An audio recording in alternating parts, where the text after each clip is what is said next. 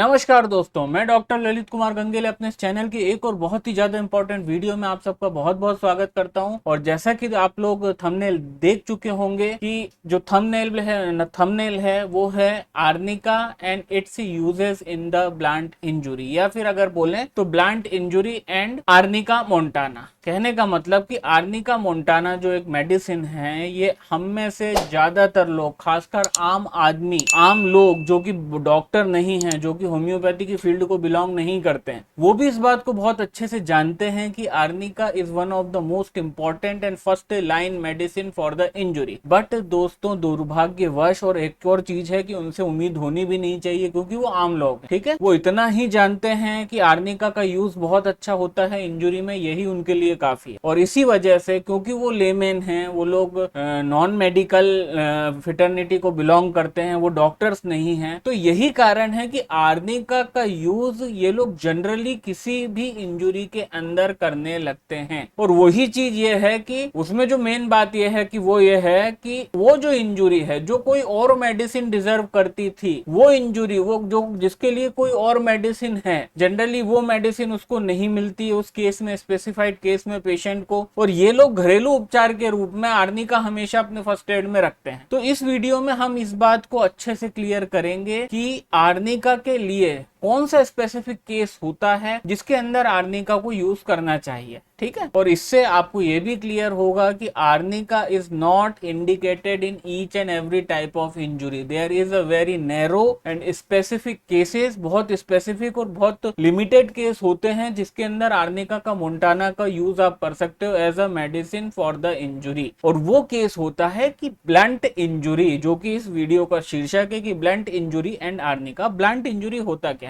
Blunt injury को समझने के लिए हमको ब्लंट ऑब्जेक्ट को समझना पड़ेगा, और ब्लंट ऑब्जेक्ट को समझने के लिए हमको शार्प ऑब्जेक्ट को समझना पड़ेगा। जैसा कि दोस्तों आप सब लोग जानते हैं कि जो शार्प ऑब्जेक्ट होते हैं वो होते हैं नुकीली चीजें, नुकीले ऑब्जेक्ट, जैसे कि कील हो गई, ब्लेड हो गया, चाकू हो गया। All these objects are the sharp object. ठीक है, और जो शार्प ऑब्जेक्ट होता है उसका जस्ट अपोजिट जो वर्ड होता है, that is the blunt. Sharp मतलब वो चीज जो आगे से शार्प हो, जैसे कि ये मेरा पेन है, इस पेन की जो निब है ये बिल्कुल शार्प है, इसको कहीं मतलब चुभाएंगे तो ये छेद कर देगी। वहीं दोस्तों, जब मैं इस निब को बंद कर देता हूं और अब ये जो पेन का टिप है, अब it is not no more as sharp as compare to that nib. और जो चीज शार्प नहीं होती है, that object is known as the blunt object. ऐसा ऑब्जेक्ट जो शार्प नहीं है उसको हम कहते हैं ब्लंट। तो ब्लंट एंड शार्प या और ब्लंट, ये दोनों एक दूसरे के पूरक होते हैं, अपोजिट होते हैं। शार्प मतलब नुकीला या पेना, और ब्लंट ऑब्जेक्ट मतलब ऐसा ऑब्जेक्ट जो नुकीला नहीं है, जो पेना नहीं। जैसे कि एक एग्जांपल और बताता हूँ, ये मेरा फोन है, इस फोन का ये जो किनारा है, आप देख सकते हैं इस किनारे को, है ना, ये जो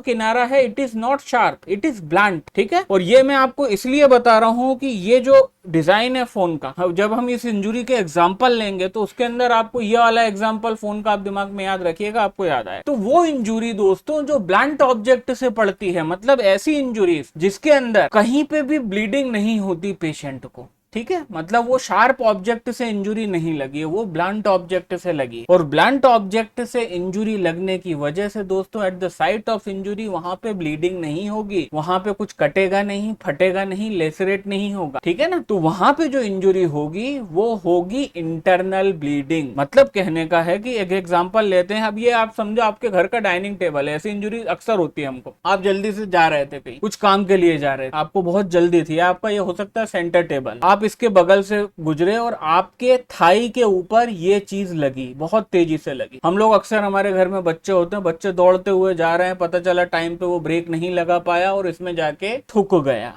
या तो पेट में या चेस्ट में या बैक में। तो जब ये इंजुरी होगी तो कॉमन सेंस, ये शार्प ऑब्जेक्ट तो है नहीं, ये है एक ब्लंट ऑब्जेक्ट जिसके अंदर ना कोई धार है ना कोई पॉइंटेड टिप है। तो ये जो इंजुरी होगी ये कैसी होगी कि जिस जगह पे बंदे को चोट लगी है वहां पे इंटरनल इंजुरी होगी। इंटरनल इंजुरी कैसे पता चलेगी कि उसको उतनी प्लेस पे दोस्तों नीला या काला पड़ जाता है। अब मैं उम्मीद कर रहा हूं कि आप लोगों को पक्के में समझ में आ गया है, और ये जो इंजुरी है ये आप लोगों ने अपनी लाइफ में कभी ना कभी कहीं ना कहीं पक्के में देखी होगी कि ऐसी इंजुरी जहां पे ब्लीडिंग नहीं हुई पर जो इम्पैक्ट था इंजुरी का वो काफी तेज था, और उस इम्पैक्ट की वजह से वो जिस जगह पे ये इम्पैक्ट पड़ा, जैसे ये मुक्का है, कोई ने मेरे को मान लीजिए यहाँ पे मुक्का मारा, तो यहाँ पे क्या होगा कि मुक्के के इम्पैक्ट से, ब्लंट ऑब्जेक्ट के इम्पैक्ट से मुक्के वाली जगह के जो जस्ट नीचे, स्किन के जस्ट नीचे जो छोटी छोटी माइक्रो कैपिलरीज हैं, छोटी छोटी ब्लड वेसल्स हैं जिसको बोलते हैं कैपिलरीज, दोस्तों वो सारी कैपिलरीज रप्चर हो जाएंगी और अल्टीमेटली वहां पे खून का थक्का